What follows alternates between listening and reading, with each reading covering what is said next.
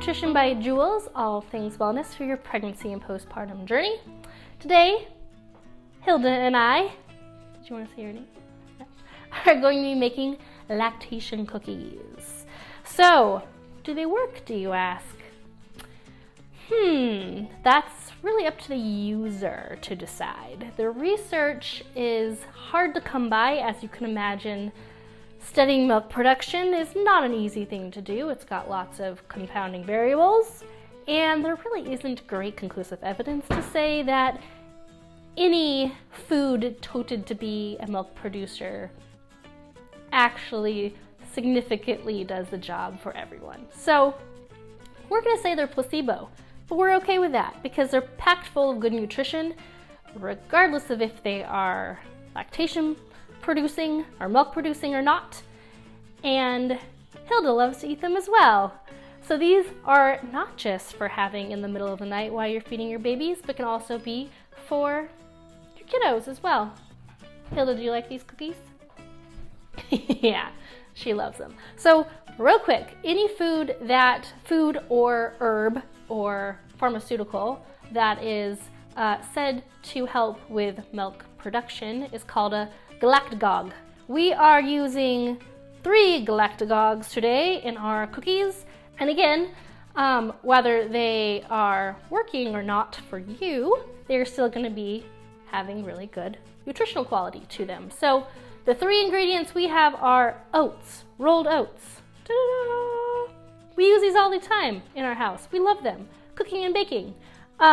So these are mostly known for their fiber content, which can help with blood sugar control. It helps with our digestion, and they help with lowering cholesterol. So they're great. They also have a little protein. The second one we're using is ground flax seeds. So these guys, of course, are flax seeds that have been ground up.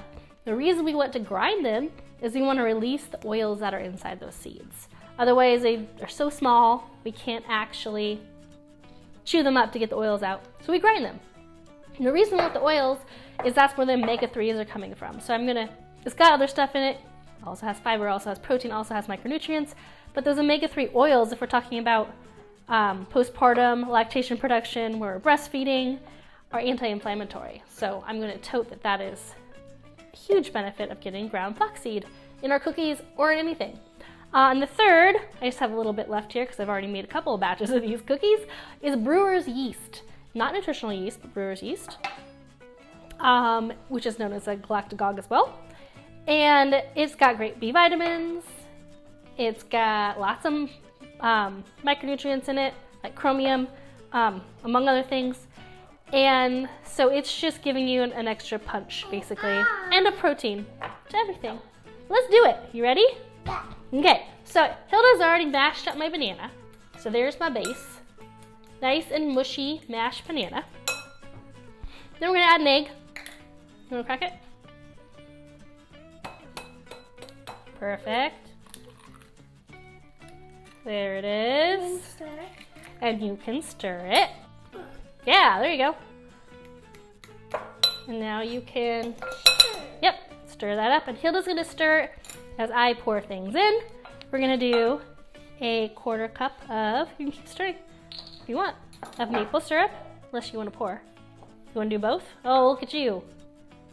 1/4 cup of maple syrup. Stir that up good and plenty. Good. That's good. We're going to do 1 teaspoon. Nope. Okay. When I'm done. We're done. All right, we got 1 teaspoon of baking powder. And then we're gonna put a little salt in. This is Himalayan salt, which I like for the iodine content. Nothing to do with galactogogues, but always a good salt to have around. We're gonna shake in some cinnamon. If you'd like to measure your cinnamon, it should be about a teaspoon. Go ahead and shake some more in. Yeah, there you go. Okay, get that a nice stir. All right, so our wet ingredients are nice and stirred up there. And then we're gonna do our oats, our first galactogogue. And then we're gonna do our ground flaxseed, 2 tablespoons.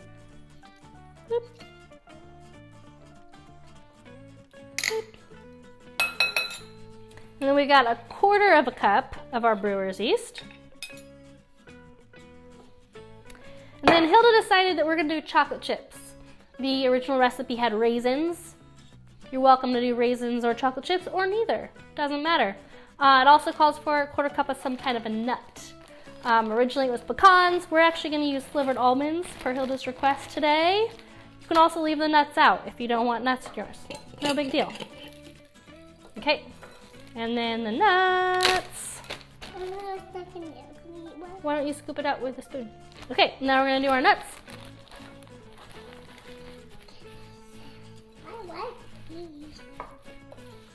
All right, so we've got them all stirred up. Let's show them the batter. That's what our batter looks like. Excellent. And then we're gonna drop these by the spoonful using our tablespoon. Scoop them up onto our baking sheet. So up to you if you wanna make these little round, ball-like, or if you wanna make them flat. You wanna flatten them? Or if you wanna just pile them on randomly, toddler style. As long as they're roughly the same size, they're going to come out baked fairly evenly. If you are baking them in the 1 to 2 tablespoon portion, they should only take about 15 minutes. All right, keep scooping. So Hilda's demonstrating now the hand version. You gotta squeeze it together so it holds together, kiddo. There you go. And I'm gonna continue to use the scooper. Perfect. And we just need one more for this baking sheet, okay, kiddo? Okay, so we filled up 1 baking sheet with 12 cookies. This does make about 16, so we're gonna do 2 different batches. We already preheated the oven to 350 and we're gonna stick them in. Ta-da! Beautiful. And would you like to eat one now? Should we get a high five? Yay! All right, so there's our lactation cookies, our galactogogue cookies, as I like to say that word. Placebo or not, I hope you enjoy them. See you next time on Nutrition by Jules. Bye!